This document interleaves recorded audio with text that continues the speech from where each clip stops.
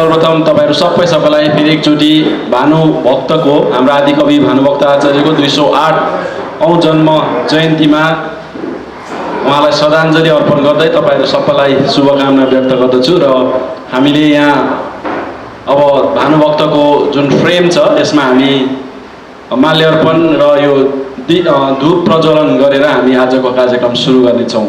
हाम्रो सिनियर सहयात्रीहरू हामीसँग समक्ष अरुण आन्टी हुनुहुन्छ, यसरी नै पीके अङ्कल हुनुहुन्छ। कृपया म उहाँहरूलाई अगाडि आएर यो धूप बालेर माल्यार्पण गरिदिने अनुरोध गर्दछु।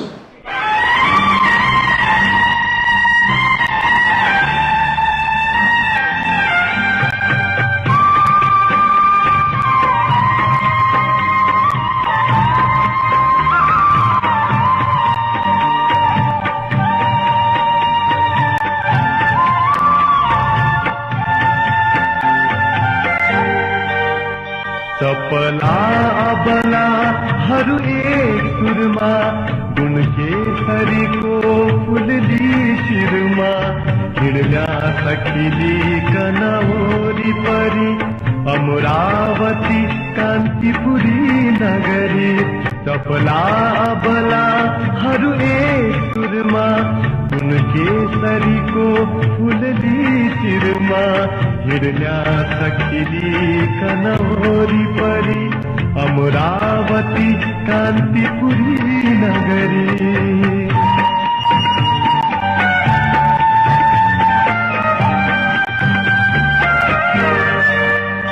यति छन् धनी गन्नु कहाँ धनिया खुशी छन् बहुतै मनमा दुनिया जनकी यसरी सुखकी सगरी अलकापुरी कांतिपुरी नगरी।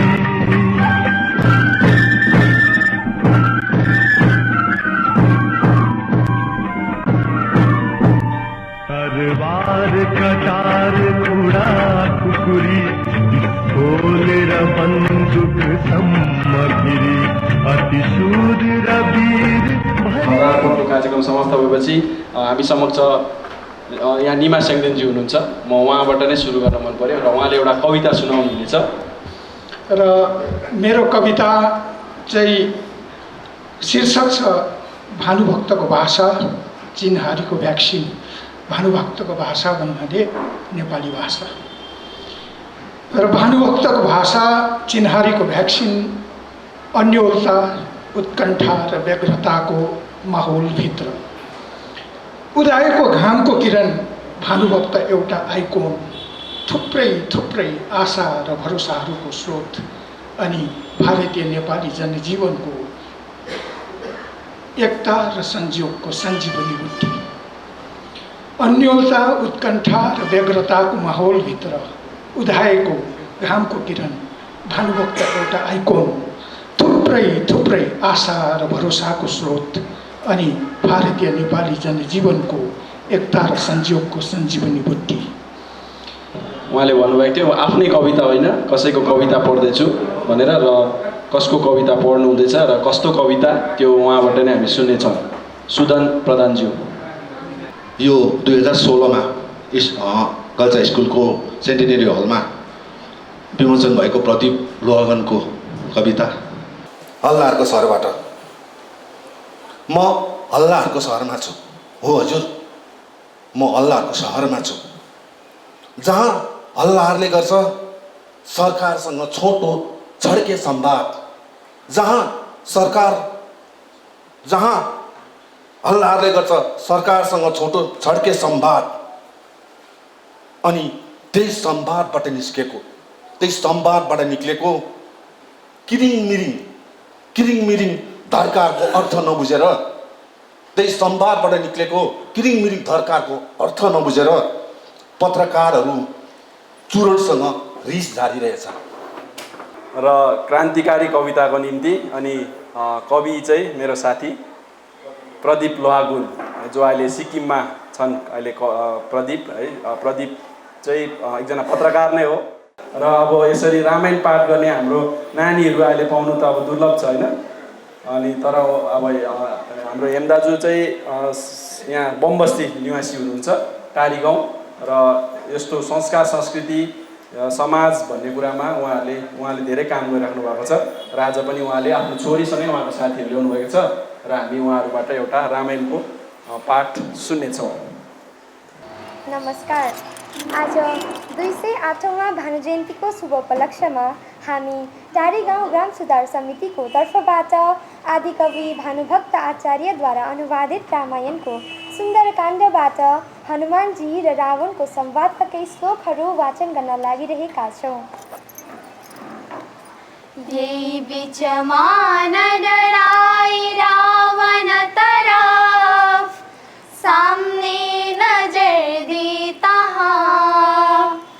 बोलिया श्री हनुमानले त बुझिले काम लेता यहाँ भार्या जसके हरिस उनै जगतनाथ राम को मदासो अति तेरो बुद्धि सपान अर्ति दिन पो आया न लियो मति आया राम मतंग पर्वत विषे लक्ष्मण सहित भई जसै लाया सुग्रीवले मित्यारी खुशी भई रामचंद्र जी थे तसै तरवार कटार कुड़ा कुकुरी खोलेर बन्दुक सम्मगिरी अति शूर वीर भरी नगरी छटकुंसरी कान्तिपुरी नगरी। यो सोभिनियरको पनि एउटा छुट्टै महत्त्व छ, तपाईँले देख्न सक्नुहुन्छ, त्यहाँ हेर्दा पनि हुन्छ। यो चाहिँ एउटा त्यो जुन एउटा आदिकवि भानुभक्तमाथि मोतीराम भट्टले लेखेको एउटा कविताको त्यहाँ लाइन छ। त्यहाँ चाहिँ हाम्रा यी अति मान्य आदि कवि हुन्, अत्यन्त धर्मी थिए, लेख्थे धर्म र भावपूर्ण कविता, भाषा बनाइदिए नेपालीहरूलाई भानुसरी भई बाटो बताइदिए, भाषा राष्ट्र र राम भक्त कवि साह्रै रसिला थिए भनेर यो मोतीराम भट्टले लेखेको कविता यहाँ छ। अनि त्यहाँ एउटा डिजाइन बनाइएको छ, भानुभक्तलाई बिचमा राखेर त्यो एउटा सूर्यको किरण जस्तो एउटा डिजाइन बनाइएको छ। त्यो चाहिँ रुद्रमणि प्रधानद्वारा बनाइएको डिजाइन हो। र रुद्रमणि प्रधान चाहिँ को हो भन्नुहुन्छ भने उहाँ चाहिँ पारसमणि प्रधान अनि जसमाया नेवारनीको 12 सन्तानहरूमध्ये जेठा सुपुत्र हुनुहुन्छ। पेसाले उहाँ इन्जिनियर हुनुहुन्थ्यो। अनि उहाँ कालेबुङमा एकजना ओभरसियर हुँदाखेरि उहाँकै त्यति बेलाको दूरदर्शिताले, उहाँकै भिजनले कालेबुङको मनी लिङ्क रोड 1950 सालमा सुरु भएको थियो, जसले गर्दा आज हामी कालेबुङवासीको लागि धेरै यातायातमा धेरै सुविधा र सहयोग पुगिरहेको छ। र यो चाहिँ आज हामीलाई प्रदान गर्नुभएको हाम्रो अरुणा आन्टीले, अरुणा प्रधानज्यूले, र उहाँले यो दुईटा हामीलाई प्रदान गर्नुभयो। सँगसँगै 18वटा चाहिँ उहाँले आज यो जुन नेपाली साहित्य अध्ययन समितिले जुन कार्यक्रम गरेको छ त्यहाँनिर प्रदान गर्नुभएको छ। अनि उहाँले यो रुद्रमणि प्रधानको स्मरणमा प्रदान गर्नुभएको यो सोभिनियर चाहिँ गोर्खा गौरव संस्थानको पक्षबाट उहाँले प्रदान गर्नुभएको छ। र यसमा नाम चाहिँ अरुणा प्रधानले प्रदान गरेको भनेर उहाँले लेख्नु भएन, उहाँले लेख्नुभयो गोर्खा गौरव संस्थानले प्रदान गर्नुभएको भनेर उहाँले प्रदान गरिदिनु भएको छ। हाम्रो संस्थाको पक्षबाट अरुणा आन्टीले यो प्रदान गरिदिनु भएको छ, उहाँलाई धेरै धेरै धन्यवाद। र लास्ट एउटा क्वेसन चाहिँ सोध्नु पऱ्यो, रुद्रमणि प्रधान चाहिँ अरुणा आन्टी तपाईँको चाहिँ उहाँको चाहिँ बुवा हुनुहुन्छ, अरुणा आन्टीको चाहिँ बुवा हुनुहुन्छ है। र उहाँलाई धेरै धेरै धन्यवाद, फेरि जोडले ताली लगाइदिनु। ओके, र अब हामी अहिले पूर्व घोषित कार्यक्रम जुन चाहिँ गदाधर सोतीको घरमा भानु भक्त जाँदाखेरि के भएको थियो त्यो हामी सानो एउटा रूपान्तर यहाँ हेर्नेछौँ है। घरपति आमै कता गइन्? अहिलेसम्म यहीँ थिइन्, कता गइन् घरपति आमै? अहिलेसम्म यहीँ थियौ त, कता गएको थियौ? बाहिरतिर काम गर्दै थिएँ नि हो हजुर, भन्नुहोस् न। त ल अब म परदेशतिर जान लागेँ, म मेरो छोरालाई उतैबाट लिएर जान्छु। फेरि परदेश? अब जानु त पर्यो नि, केही कुछ कमाएर त ल्याउनु पर्यो। अन्त त्यसो नभएर कसरी हाम्रो निर्वाह गर्ने? हाम्रो नानीहरूलाई त केही भविष्यमा त हुनु पर्यो नि। अन्त त्यो जान्दा जान्दै पनि यो घरिघरि यो प्रश्न त मलाई उचित लागेन है। होइन घरदेखि धेरै पर जाँदा राम्रो लाग्दैन नि त हजुर। होइन म त भुल्दिनँ नि, केही कुछ कमाएर ल्याउँछु, ल्याएको सम्पत्तिले हाम्रो नानीहरूलाई केही राम्रै होस् न। त्यो त पक्कै पक्कै पक्कै। ल अब म त्यसो भने जाने भएँ, अब झट्टै केही कुछ कमाएर आउँला। ल छोरी आमा छोरी घरमा छौ, हालत राम्रो छैन, स्थिति नराम्रो भएको कारणले गर्दाखेरि अलिकति सम्हालेर बस्ने है। ल अब चाँडै आउनुहोस् है। होइन कुरी त्यो बस्छ, आउनुहोस् है। हुन्छ हुन्छ, सुर्ता नगर्ने, राम्रोसँगले खाने बस्ने, केहीको चिन्ता नलिने, म झट्टै आउनेछु है। केही सम्पत्ति लिएर खुसी लिएर म झट्टै आउनेछु है। ल हुन्छ हुन्छ हुन्छ हुन्छ हुन्छ। हजुर यसो बास पाइन्छ कि भन्दै आएको। तनहुँको भानुभक्त आचार्य साँझ परेर बास बास बस्नलाई कसैको घरमा पिँढीमा गएर बास बसे। कोही थिएनन्, यसर्थ आफैले कसैको अनुमति पनि नमागिकन बास बस्नुभयो साँझमा। उहाँको त रामायण पढ्ने बानी नै छ सुत्नुको अगाडि। उहाँले सायद रामायण पनि पढेर त्यसपछि आराम गर्नुहुन्छ होला। रामायण पाठ गरेको ठुलो आवाज सुनेर पिँढीमा कसको आवाज आयो, के को हल्ला भयो भन्दै गदाधर सुन्तीकी धर्मपत्नी साँझ हुँदो हेर्न आइन्। अरे हजुर हजुर कुन यति साँझ पख हाम्रो पिँढीमा किन? हजुर म भानुभक्त आचार्य, अन्त यसो साँझ परेर यहाँ बास बस्न आएको नि हजुर। म त के तपाईँको नाम साम केही हजुर, जान्दिनँ हजुर। हजुर। तपाईँ यसमा हामी कोही पनि छैन, नानी केटाकेटी मात्र छ। मेरो श्रीमान पनि परदेश गएका छन्। हजुरलाई म यहाँ बास बस्न दिन्न। तपाईँहरू चाँडो उतै कतै गएर बस्नुहोस्, उतातिर जानुहोस्, यहाँ हाम्रोमा बास बस्न पाइँदैन हजुर। गदाधर सोती धनी थिए गाउँमा, तर गदाधर सोतीकी धर्मपत्नीले भानुभक्त आचार्यलाई साँझमा पिँढीमा बास दिन मानिनन्। उहाँले पिँढीमा बास गरेका भानुभक्तलाई परतिर गएर साँझ गुजार्नुहोस् भनेर त्यहाँबाट हटाइदिइन्। भानुभक्त आचार्य अनुयोगमा पर्नुभयो। अचम्म मानेर आफै सोच्दै अब के कसो भन्नु हुँदो रहेछ भानुभक्त आचार्यले। आज कस्ता रहेछ गदाधर सोतीकी श्रीमती त मलाई बास बस्न पनि दिएनन्। म त होइन राम्रो मान्छे भनेर आएको थिएँ, बास बस्ने होइन। अब यसै छेउछाउमा गएर बस्नु पर्यो। भानुभक्त आचार्यको मनमा ठुलो आघात पर्यो। उहाँले सोच्नु पनि भएको थिएन कि यति धनी गदाधर सोतीकी धर्मपत्नीले यस्ता व्यवहार गर्छिन् भनी। यसर्थ उहाँले केही कुछ लेख्नुभयो यस विषयमा।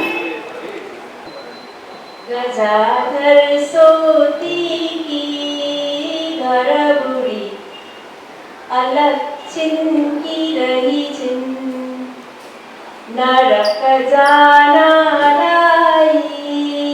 सबसित बिदा पारी भइछिन्। पुग्यो साँझमा पिँढीमा बास गरियो, निकालिन् साँझैमा लिपर गुजरान गरियो।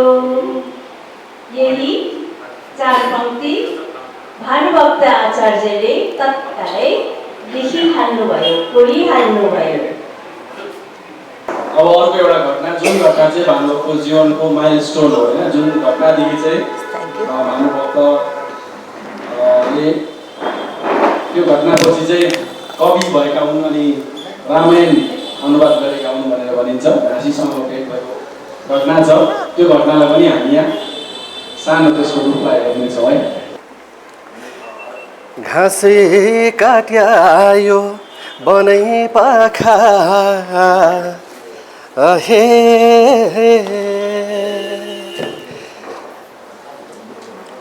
हन यो असारे महिना कहिले झरी कहिले यस्तो घमौलो भने गाईबस्तु पालिया हो घाँसी दाइ तपाईँले घाँस काट्नु हुँदै रहेछ है हजुर हजुर निकै गाईहरू छ के हो तपाईँको बस्नु हजुर। बसेरै बात गरौँ हजुर गाई छन् दुना गाई छन् घर ए दुर है मालिकका अन्त दिनभरि घाँस काट्नुहुन्छ यसरी दिनभरि काटिन्छ बिहान एक पख बेलुकी एक पख काटिन्छ ए हजुर हजुर अन्त यत्रो घाँस काटेर चाहिँ के गर्नुहुन्छ नि यो घाँस मालिकको घाँस ए हजुर हजुर कहिले गाउँलेको घाँस पनि काटिन्छ हजुर आफू त गरिब मान्छे हजुर हजुर गाईबस्तु छैन क्यारे हजुर हजुर अनि घाँस के बेच्नु पनि हुन्छ कि घाँस मालिकलाई दिने हो कति बेचिन्छ पनि क्यारे हजुर हजुर उब्रे घाँस बेचिन्छ भने अरू चाहिँ त्यो पैसालाई के गर्नुहुन्छ पैसा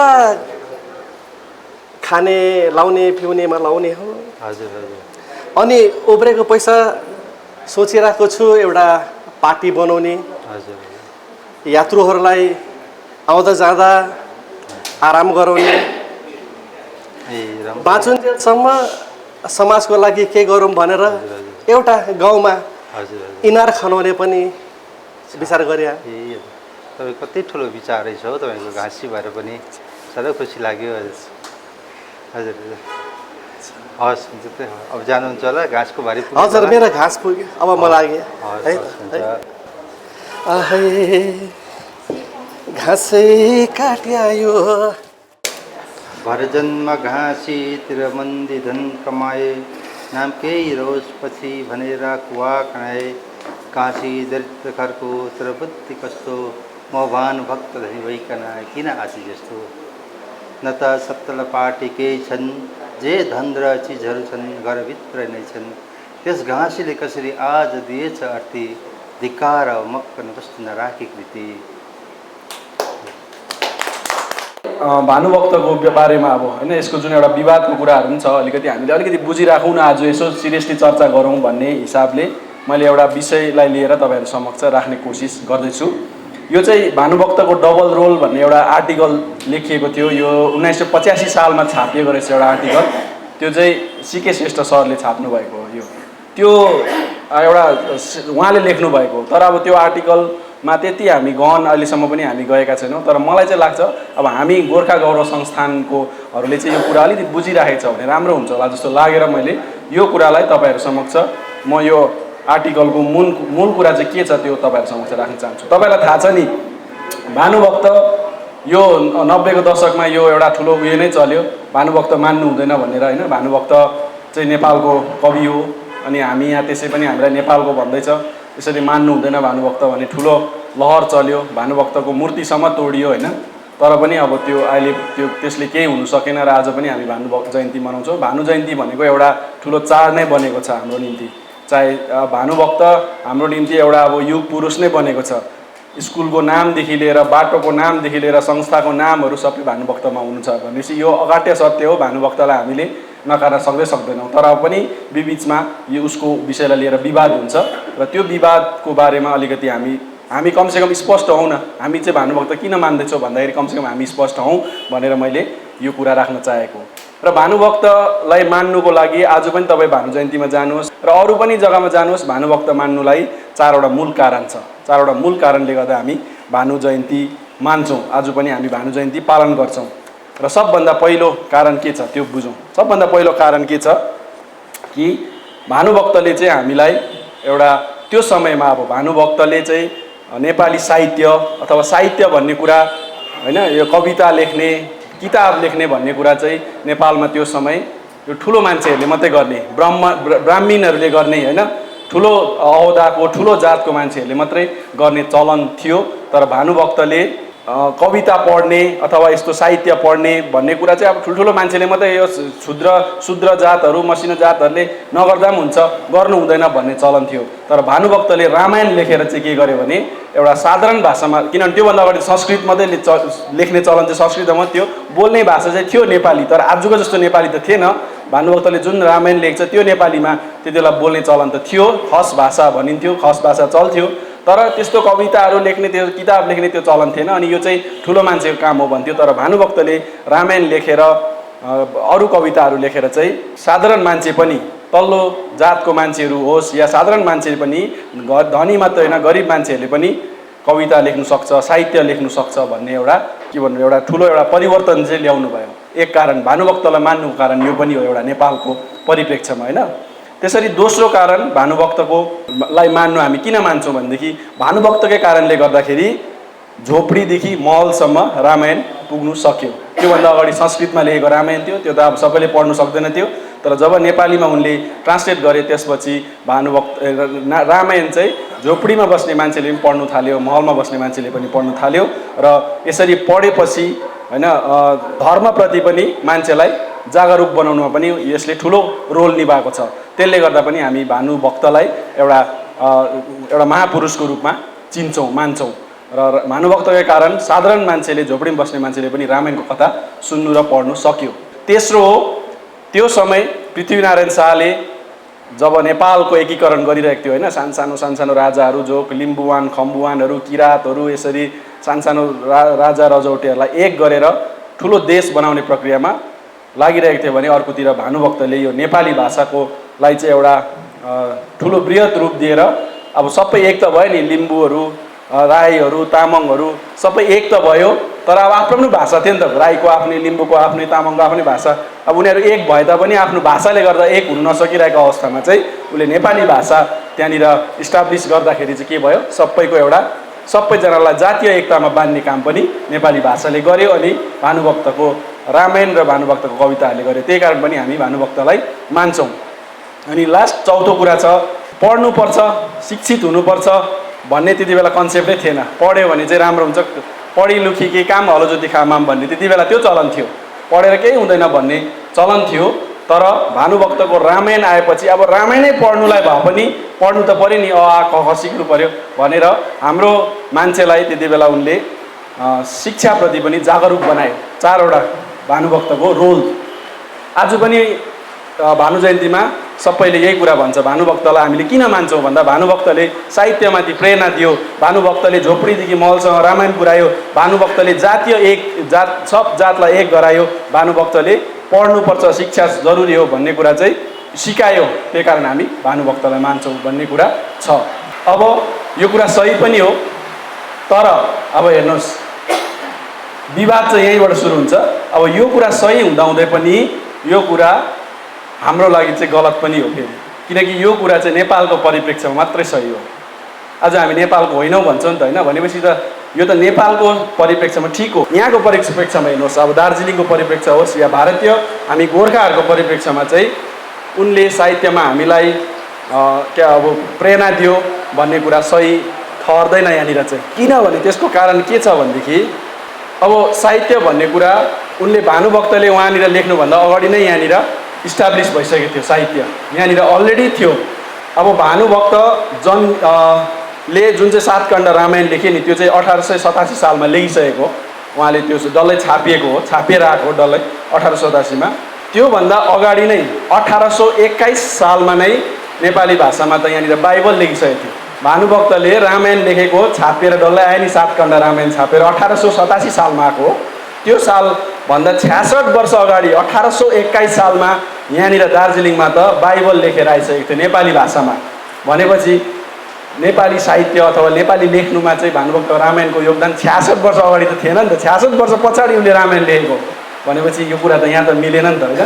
त्यसरी नै 1820 सालमा तपाईँले आज पनि हेर्नुहोस् J.A. एटनद्वारा लेखेको जुन चाहिँ फर्स्ट व्याकरण चाहिँ 1821 सालमा छापिएको, त्यति बेला 1820 सालमा छापिएको, अर्थात् भानुभक्तले रामायण लेख्नुभन्दा 67 वर्ष अगाडि छापिएको व्याकरण छापिसकेको थियो यहाँनिर हाम्रो दार्जिलिङमा, पहाडमा, हाम्रो दार्जिलिङमा भनौँ यहाँ भारतमा त व्याकरण छापिसकेको थियो। भनेपछि नेपालमा चाहिँ ठिकै थियो, त्यहाँ साहित्य भन्ने कुरा थिएन, त्यहाँ उयो थिएन, भानुभक्तले गरायो। तर हामी लागि चाहिँ भानुभक्तले गराएको होइन, 1 नम्बर कुरा। 2 नम्बर कुरा अघि मैले भने 2 नम्बर कुरा के भनेको थियो भने झोपडीदेखि महलसम्म रामायण पुर्यायो, नेपालको परिप्रेक्ष्यमा सही हो होला, हो पनि होइन। तर यहाँ त झोपडीदेखि महलसम्म रामायण पुग्यो होला र यदि झोपडीदेखि महलसम्म रामायण पुग्नु भन्नु मतलब सबको घरमा रामायण हुनु भने त आज यस्तो रामायण बनाउनै पर्थेन होला ऊ। हाम्रोमा एकदम त्यो धर्मप्रतिको भावना जगायो भन्ने कुरा पनि हाम्रो यो परिप्रेक्ष्यमा चाहिँ भारतको परिप्रेक्ष्यमा चाहिँ सही हुँदैन है। किनभनेदेखि मैले भनिहालेँ भानुभक्तको रामायण आउनुभन्दा धेरै वर्ष अगाडिदेखि यहाँनिर के अरे यहाँनिर तपाईँको क्रिस्चियन धर्म अवलम्बीहरू आइसकेका थिए र धर्मकै कुरा गर्नु भने उहाँहरूले क्रिस्चियन धर्महरूले त्यो धर्मै प्रचार गर्नुको लागि पनि त्यो पर्चाहरू अब छाप्नु पर्यो। अनि धर्म फिजाउनुको लागि पर्चा छाप्दाखेरि फेरि त्यो इङ्ग्लिसमा छापेर भएन। अन्त यहाँको मान्छेलाई चाहिँ केमा छापिदिउँ भन्दाखेरि चाहिँ उहाँहरूले नेपालीमा छापिसकेको थियो। अनि रामायण त यहाँ आएको पनि थिएन। रामायण त भने नि रामायण 7 काण्ड रामायण लेख्नुभन्दा अगाडि नै त्यो यहाँनिर भइसकेको थियो। त्यसले गर्दाखेरि त्यो पनि उसको त्यो जुन सेकेन्ड रोल छ त्यो पनि सही ठहर्दैन यहाँको परिप्रेक्ष्यमा। अब अर्को थर्ड चाहिँ जातीय एकतामा अघि भने पृथ्वीनारायण शाहले एकपट्टि जित्दै आउँदाखेरि उसले जातीय एकतामा उसले भाषाको रूपमा त्यहाँ गरेको हो योगदान।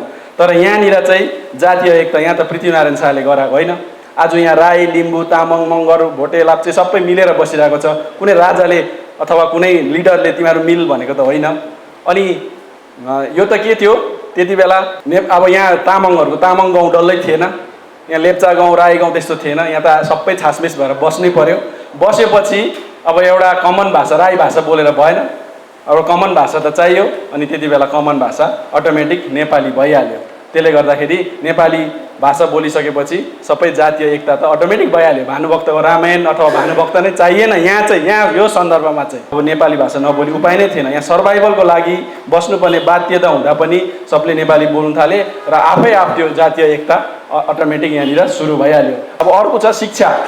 यो त झन् अब एकदमै भानुभक्तको रामायणले गर्दा चाहिँ यहाँ पढ्नुपर्छ, रामायणै पढ्नुको लागि भए पनि अलिअलि पढ्नुपर्छ, त्यति बेलासम्म नपढ्ने भन्ने कुरा त थिँदै थिएन। मैले भनिहालेँ भानुभक्तको रामायण 1887 सालमा 7 काण्ड रामायण छापेर आउँदाखेरि त यहाँनिर त अङ्ग्रेजहरूले झन्डै 1871 सालमा त तपाईँको 25वटा स्कुल खोलिसकेको थियो रहेछ यो भेकमा मात्रै, दार्जिलिङ सहरमा मात्रै। अनि 10वटा चाहिँ खोलिनु बाँकी थियो। 1888 मा त तपाईँहरूलाई थाहै छ एसियम खोलिएको भनेपछि त्यो भन्दाखेरि 1 वर्ष अगाडि चाहिँ भानुभक्तको रामायणले छापिएको रहेछ डल्लै। एसियम इस्टाब्लिस हुनुभन्दा 1 वर्ष अगाडि भनेपछि त्यो भानुभक्तको त यहाँ त त्यो शिक्षामा जागरुकता फैलाउनुको लागि त केही रोलै छैन। खासमा यहाँ केही रोलै छैन भानुभक्तको। यो त अङ्ग्रेजहरूले आएर त्यसै पनि उहाँहरूले गरेको हो। र यो 4वटा कुरा चाहिँ हाम्रो लागि भानुभक्त मान्नुको लागि चाहिँ त्यो जुन कारण भन्छ नि भानुभक्तले गर्दा हामी जातीय एक भयो, भानुभक्तले गर्दा हामीले रामायण पढ्नु पायो, भानुभक्तले गर्दा नेपाली साहित्यमा हाम्रो झुकाउ भयो, यो सबै चाहिँ यहाँको सन्दर्भमा मिल्दैन, त्यो सत्य हुँदैन। तर अब कुरा आउँछ त्यसो हो भने त्यो त केही पनि हुँदैन रहेछ त होइन। त्यो कारण त्यसो भने हामीले भानुभक्त नमान्दा पनि हुन्छ भन्ने प्रश्न अब आउँछ होइन। यसमा चाहिँ अब कुरा चाहिँ के आउँछ भने भानुभक्तलाई नेपालमा जति श्रद्धा गरिन्छ, जति मानिन्छ त्योभन्दा 2 गुणा चाहिँ यहाँ मानिन्छ अनि मान्नु पनि पर्छ। ल त्यसको चाहिँ अब के कारण छ भन्दाखेरि किन चाहिँ भानुभक्त हाम्रो लागि श्रद्धेय हुन्, किन चाहिँ भानुभक्त चाहिँ हाम्रो लागि एकजना युग पुरुष हुन् भन्दाखेरि चाहिँ अब यो क्षेत्रको कुरा गर्नुहोस्, यो क्षेत्रमा कुरा गर्नुहोस्। हामी दार्जिलिङ होइन 1700 सालमा यो सिक्किमको भूभाग थियो। दार्जिलिङ आजको दार्जिलिङ, सिक्किम, यो तराई डुवर्स यो सबै सिक्किमको भूभाग हो। 1707 सालमा हामीलाई भुटानले यहाँ एट्याक गरेर भुटानले लगेको, हामी भुटान देशमा गयौँ। आदि मात्रै कालिम्पोङ र डुवर्स मात्रै, फेरि दार्जिलिङ चाहिँ त्यति बेला पनि सिक्किममै थियो। 1780 मा त्यहाँदेखि सिक्किमबाट फेरि यो दार्जिलिङ भूभागलाई पनि जितेर लगेर नेपालले जितेर लग्यो। अनि फेरि 1815 मा फेरि लडाइँ भयो। त्यति बेला चाहिँ ब्रिटिस र नेपालको लडाइँ हुँदाखेरि उनीहरूको लडाइँ हुँदाखेरि 1816 मा सुगौली सन्धि भएर फेरि यो भूभाग नेपालबाट फर्केर फेरि ब्रिटिस इन्डियामा आयो। हामी त्यति बेला भुटानमै थियौँ। 1865 सालमा 1864 सालमा फेरि भुटान र इस्ट इन्डियाको पनि लडाइँ भयो। लडाइँ हुँदाखेरि सिन्चुला सन्धि 1865 मा भएर फेरि हामी पनि इस्ट इन्डिया कम्पनीको त्यति बेलाको अङ्ग्रेजहरूको इन्डियामा हामी आएका हौँ। यसरी हाम्रो चाहिँ के छ भने इतिहास नि घरि भुटान, घरि नेपाल, घरि कनिकता क्या हुन्छ नि, हाम्रो चाहिँ त्यो के उयै थिएन, मेह नभएको गोरु जस्तो हाम्रो अवस्था थियो। हाम्रो अवस्था त्यस्तो थियो क्या। अब हाम्रो त्यो जग नै नबसेको अवस्था थियो। घरि राजालाई जिउ हजुर गर्नुपर्ने होइन, भुटानको राजालाई, फेरि घरि नेपालको राजालाई गर्नुपर्ने होइन। त्यो गर्दा फेरि होइन लु चेन्ज भयो अरे, फेरि त्यो फोटो निकालेर फेरि ब्रिटिसलाई गर्नुपर्ने होइन। त्यस्तो अवस्था हाम्रो थियो। र त्यो अवस्था हुँदाखेरि यसरी अब हामीलाई जो जातीय चिनारीको जुन सङ्कट छ नि आज हामी भोग्दैछौँ त्यो चाहिँ त्यति बेलैदेखि थियो, त्यति बेला पनि थियो, अर्कै रूपमा थियो तर थिनु चाहिँ थियो। अनि त्यो हुँदाखेरि चाहिँ अब सबले अब जातीय आफ्नो आफ्नो होइन, यहाँ अब हामी के भयो एट लास्ट चाहिँ हामी आफ्टर इन्डिपेन्डेन्स चाहिँ हामी जे नै भए पनि इन्डियामा गाभियौँ। इन्डियामा आइसकेपछि चाहिँ अब हामीले हाम्रो त्यो इस्टाब्लिस भयो, अब हामी यही ठाउँको भनेर चाहिँ भयौँ। तर अब हामी यो ठाउँको अरू मान्छेहरूसँगको हारीमा पुग्नु पऱ्यो नि त, उनीहरूसँग उनीहरूको पनि के छ अरे हाम्रो पनि के छ चाहियो नि त होइन। उनीहरूको राम्रो राम्रो संस्कृति छ, राम्रो राम्रो कुराहरू छ, हाम्रो पनि राम्रो राम्रो कुरा छ। उनीहरू सँगसँगै क्या अब हाम्रो पनि तिमीहरूको छ हाम्रो पनि छ, तिमीहरूको छ हाम्रो पनि छ भनेर यसरी उनीहरूको सँगसँगै हारीमा जानुपर्ने। उनीहरूले हिन्दी भाषीहरूले उनीहरूले प्रेमचन्द देखायो होइन, हाम्रो प्रेमचन्द जस्तो कविहरू छ, लेखक छ भन्यो। बङ्गालीहरूले हाम्रो के अरे रविन्द्रनाथ टैगोर देखायो। अब ला हाम्रो त छैन को पनि, अब के देखाउनु होइन। अब हामी उनीहरू सँगसँगै हुनुलाई त हाम्रो पनि चाहियो। अन्त यो 1960 को कुरा हो, 60-62 चाहिँ भानुभक्तलाई हाम्रो मान्छेले निकाल्यो। अरे हाम्रो पनि छ, हाम्रो पनि भाषा छ नेपाली, अनि हाम्रो पनि कवि छ यस्तो भानुभक्त। अनि यो भानुभक्तले के गरेको थाहा छ तिमीहरूलाई भनेर हामीले देखाउन सक्यो। अनि के गरेको भन्दाखेरि रामायण छ नि, जुन चाहिँ रामायण, अब रामायण भन्ने मतलब एकदम पवित्र धर्मग्रन्थ होइन, इन्डियनहरूको त धर्मग्रन्थ रामायण भनेको त अब हो। त्यो रामायण चाहिँ नेपालीमा लेख्ने मान्छे चाहिँ यो हाम्रो पनि छ भनेर हामीलाई एउटा नाक घोक्र्याउने क्या देखाउने हाम्रो एउटा के भन्नु एउटा महापुरुष भइदियो ऊ चाहिँ।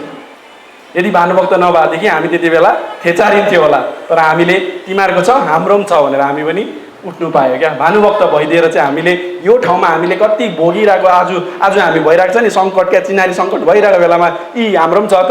अस्ति हामीले पहिलो वैशाखमा गऱ्यो नि त्यस्तै क्या, तिमीहरूले हामीलाई गोर्खाहरूलाई कति हेप्छस्, हामी पनि छौँ त भनेर हामीले जुन देखायो नि होइन त्यो दिन भिडभाड आएर, त्यस्तै त्यति बेला पनि यी हाम्रो पनि छ त भानुभक्त भनेर भानुभक्त देखायौँ। भानुभक्तको मूर्ति बन्यो, नेपालमा बनिएको पनि थिएन मूर्ति, नेपालमा भानुभक्तको मूर्ति बनिएको थियो नि त्यति बेला 1962-63-64 सालमा होला सायद बनिएको।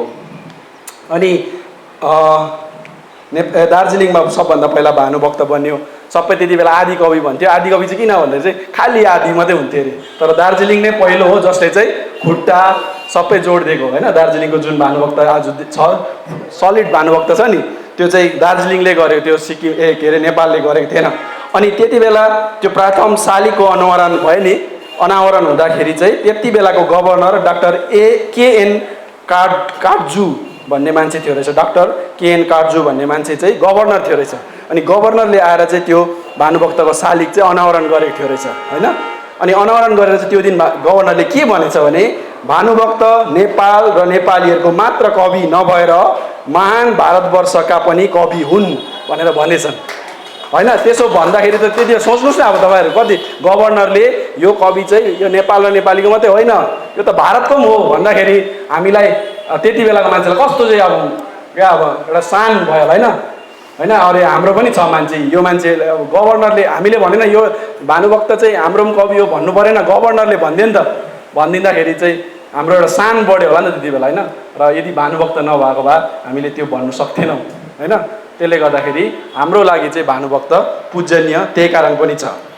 र भानुभक्तलाई आज हामीले जुन ठाउँमा पुर्याएको छौँ नि त्यो चाहिँ खासमा नेपालले त मैले भने पछिबाट हो। यहाँनिर डाक्टर जगत छेत्रीले एक ठाउँमा लेख्नु भएको रहेछ, भानु जयन्ती दार्जिलिङमा धुमधामले मनाएको सुन्दा यहाँका साहित्यिक लज्जित भए, किनभने हामीले मनाएको जयन्तीमा यसपाला धेरै धेरै साहित्यिक जम्मा भए। एउटाको आँखा दुख्यो होला, एउटाको खुट्टा, तर त्यही दिन धेरैको एकैचोटि किन कान दुख्यो आज चाहिँ। यो त मैले उहिलेदेखि भन्दाएको हुँ, भानुको प्रतिमा दार्जिलिङमा नबनेको भए काठमाडौँमा खै कुनी भनेर जगत छेत्रीले त्यति बेला भन्नुभएको छ। अर्थात् भानुभक्तलाई चाहिँ इस्टाब्लिस गर्ने चाहिँ मोतीराम भट्टको जति योगदान छ नि त्यो त्यतिभन्दा बेसी योगदान चाहिँ दार्जिलिङै गोर्खाहरूको योगदान छ। अनि त्यो त अब 22 वर्ष हो। हामीले एकदम भानुभक्तलाई चाहेर चाहिँ के अरे उहाँलाई युग पुरुष बनाएको होइन, त्यो हाम्रो आवश्यकता थियो त्यति बेला। हामीलाई भानुभक्त चाहिएको थियो र त्यो सङ्कटको समयमा पार लगाउने चाहिँ हाम्रो लागि भानुभक्त हो। र भानुभक्त चाहिँ हाम्रो लागि के अरे त्यो रामायण श्लोक सिकाउने, शिक्षामा उयो गर्ने, धर्ममा उयो गर्ने। भानुभक्तले के गर्यो भन्दाखेरि आज पनि ठुल्ठुलो प्रोफेसरहरूले भन्छ भानुभक्तले झोपडीदेखि महलसम्म पुर्याइदियो रामायण, त्यही कारण हामीले भानुभक्त मान्नुपर्छ भन्छ। तर त्यो चाहिँ यहाँको सन्दर्भमा चाहिँ मिल्दैन। एउटा म तपाईँहरूलाई अघि मैले फेसबुकमा लेखेको छु कि के रहेछ भने एकजना नेताले तपाईँको उयो गरेको रहेछ, शुभकामना दिएको रहेछ। अनि त्यहाँ चाहिँ शुभकामनामा चाहिँ 208औं भानु जयन्तीको शुभकामना त्यहाँ 4 लाइन लेखेको रहेछ। के लेखेको छ भने नि, भानु हुन् एकताको ज्योति देशलाई जोगाउने, भानु हुन् चेतनापुञ्ज राष्ट्रलाई उठाउने भनेर भनेको छ। अन्त मैले क्वेसन गरिदिएँ, भानु हुन् एकताको ज्योति देशलाई जोगाउने, भानु हुन् चेतनापुञ्ज राष्ट्रलाई उठाउने। अब कुन देशको कुरा गरेको? भानुले चाहिँ के हाम्रो देशलाई जगाएको हो? तपाईँ भन्नुहोस् त। भानुले चाहिँ भानु हुन् चेतनापुञ्ज राष्ट्रलाई उठाउने, भानुले राष्ट्रलाई उठाएको हो हाम्रो राष्ट्रलाई? हाम्रो राष्ट्रमा अथवा हाम्रो देशमा त भानुभक्तको त योगदान केही छैन नि त, 0 हो नि त योगदान। यो देश बनाउनुमा भानुभक्त योगदान छ र?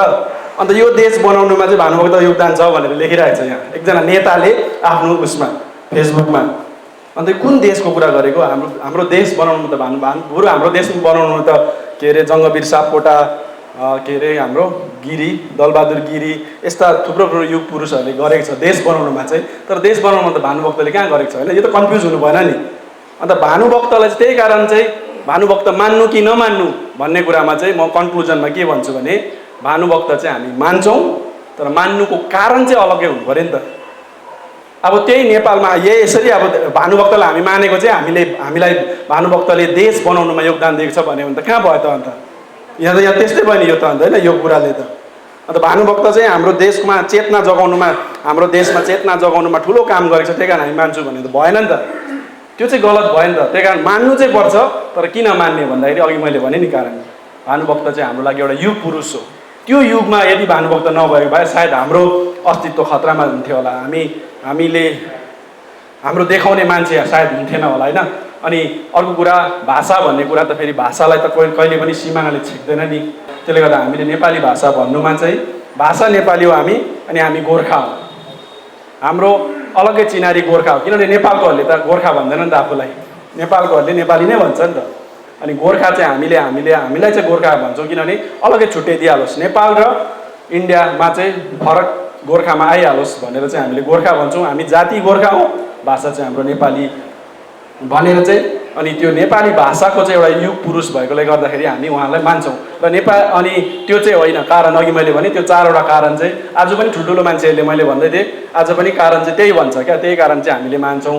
भाषा हामीलाई भाषा सिकायो, यो सिकायो। भानुभक्तले हामीलाई केही पनि सिकाएको छैन, तर भानुभक्त चाहिँ हाम्रो लागि एउटा रोल मोडल, के भन्नु अब एउटा आइडल देखाउने क्या, एउटा सो पिस भइदियो र ऊ हाम्रो लागि युग पुरुष भइदियो। अनि अब त्यति बेला हामीलाई हाम्रो पुर्खाहरूलाई अब नाक घोक्र्याउने होइन, त्यति बेला 1972 सालमा यो सुरु भएको भाषा समिति, अखिल भारतीय भाषा समिति चाहिँ सुरु भएको हो, जसले चाहिँ भाषा माग्नु थालेको।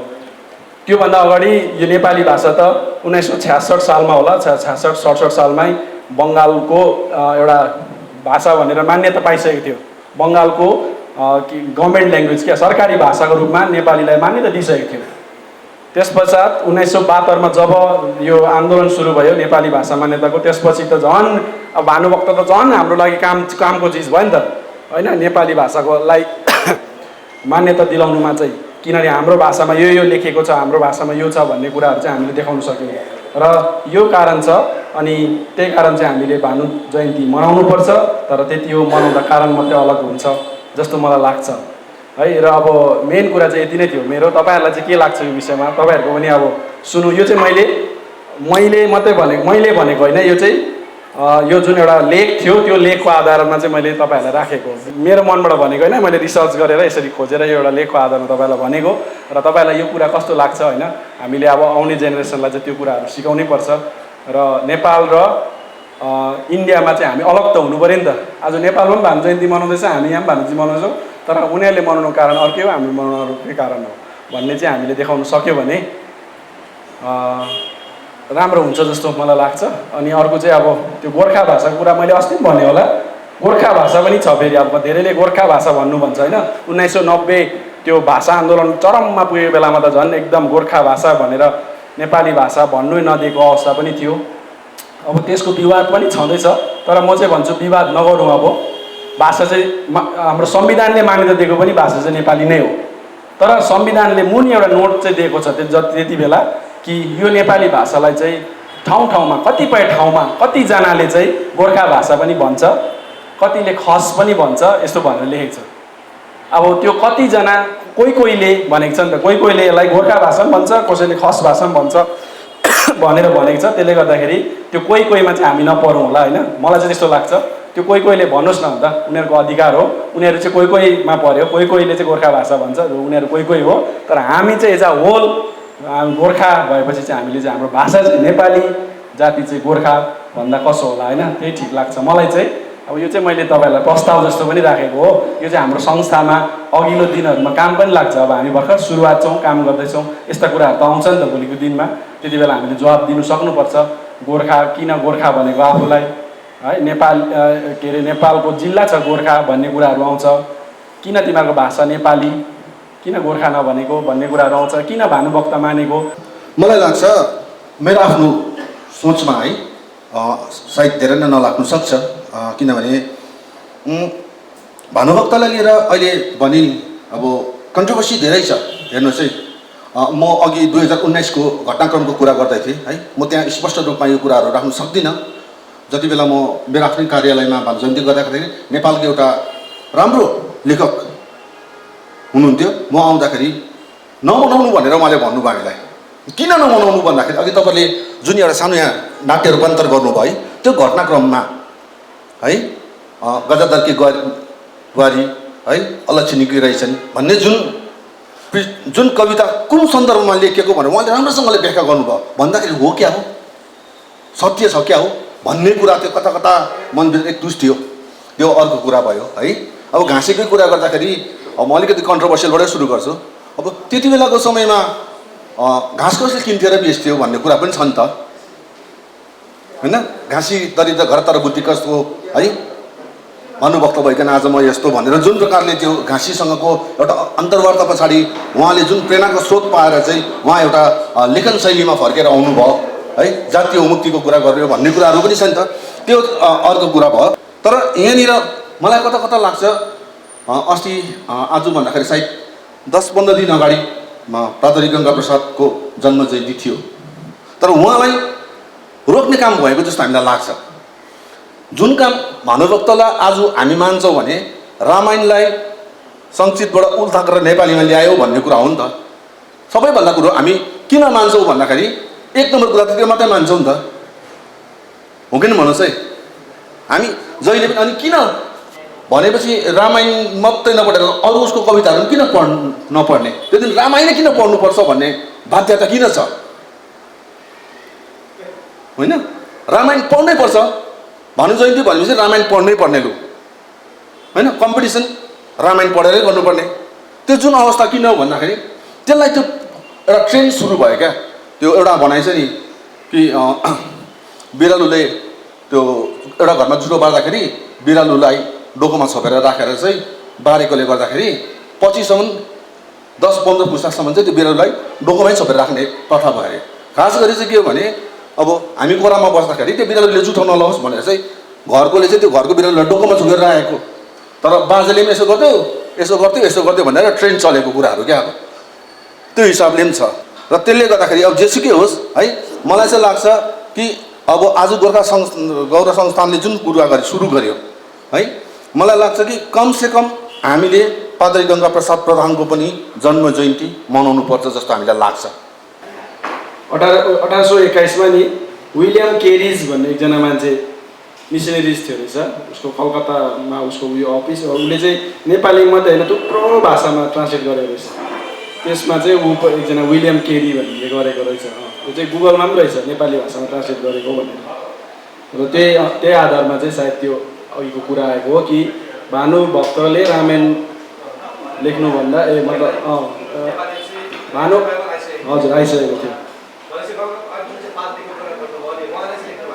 अनि पाद्रीले चाहिँ पछि फेरि त्यसलाई फुल अझै क्या नयाँ भर्सनमा अझै लेखेको हो। पाद्री गङ्गा प्रसाद प्रधानले चाहिँ 1914 साल झन्डै अब 190 वर्ष अगाडि पछाडि चाहिँ पाद्री गङ्गा प्रसाद प्रधानले लेख्नुभएको। अनि पाद्री गङ्गा प्रसाद प्रधानको कुरा आयो, हुन त अब यो साहित्यिक कुराहरूमा त्यति अब मलाई पनि त्यति ज्ञान छैन, तर गङ्गा प्रसाद प्रधानको चाहिँ साँच्चै नै ठुलो योगदान छ क्या। तर अब यहाँको अब सुदन दाजुले भनेको सायद ठिकै होला, यो अलिकति धार्मिक यसलाई पाराले हेर्दा पनि कतै भएको हो कि। तर अब गोर्खा गौरव संस्था चाहिँ कुनै धार्मिक संस्थासँग होइन, धर्मसँग त यो जडित नै छैन। अनि विशेष गरी अब हामीले साँच्चै नै सुदन दाजुले भने जस्तो हामीले गर्न सक्छौँ गङ्गा प्रसाद प्रधानको। अब यो चाहिँ हामी अर्को वर्ष हामीले सल्लाह गरेर, किनभने गङ्गा प्रसाद प्रधानको ठुलो योगदान छ। उसले 1901 सालदेखि 1932 सालसम्म त गोर्खे खबर कागज भनेर एउटा पेपर मन्थली म्यागजिन निकाल्थ्यो त्यति बेला। भनेपछि यत्रो 31 वर्ष कन्टिन्यू निकाल्नु भनेको त त्यो समयमा होइन, अहिले त निकाल्नु सक्दैन, त्यो समयमा कति ठुलो योगदान उसले, त्यो बाहेक उसको ठुलो धेरै धेरै योगदान छ। 1932 सालमा खस्नुभएको पाद्री गङ्गा प्रसाद प्रधान। मैले त अघि नै भनिहालेँ मेरो कवितामा, भानुभक्त चाहिँ हाम्रो निम्ति आइकोन हो।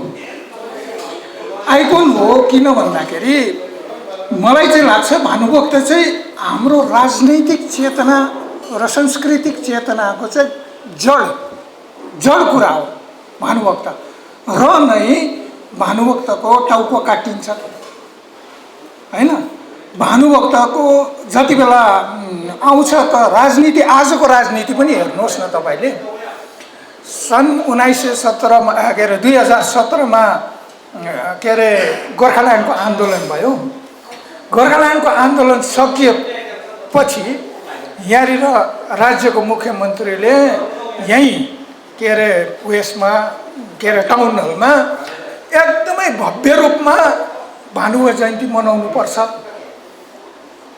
बाहिरको के अरे आदिवासीहरू बङ्गालीहरू ल्याएर पनि यहाँनिर के अरे उयो गरेकै हो। मतलब एउटा राजनीतिक जुन चाहिँ राजनीति गर्ने एउटा जड कुरा चाहिँ भानुभक्तमा निहित छ जस्तो मलाई लाग्छ। तपाईँहरूबाट धेरै कुरा सुन्नु पायौँ, हामीले पनि जाने कुरा तपाईँहरूले सुन्नु सक्नुहुन्छ है। यस्तो कुराहरू हामी गर्दै जानेछौँ। आज चाहिँ अब समय लामै भयो। तपाईँहरू सबैलाई धेरै धेरै धन्यवाद टक्राउँदै यो कार्यक्रम हामी अब अन्त गर्न चाहन्छौँ। तपाईँहरू सबैलाई धेरै धेरै धन्यवाद।